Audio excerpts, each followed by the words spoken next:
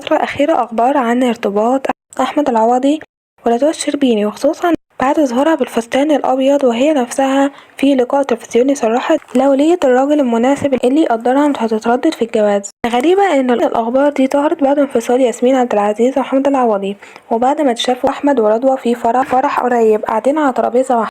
زواج رضوى الشربيني من أحمد العوضي، وإنها خانت ياسمين عبد العزيز وخدت منها أحمد العوضي، وهي كانت السبب في انفصال أحمد العوضي عن ياسمين عبد العزيز. قالت كده واحدة من المتابعين في الكومنتات عن رضوى الشربيني. وقررت رضوى الشربيني إن هي تخرج عن صمتها وتقول على صفحتها الرسمية وترد على الكلام ده. هل رضوى الشربيني اتجوزت من أحمد العوضي ولا لأ؟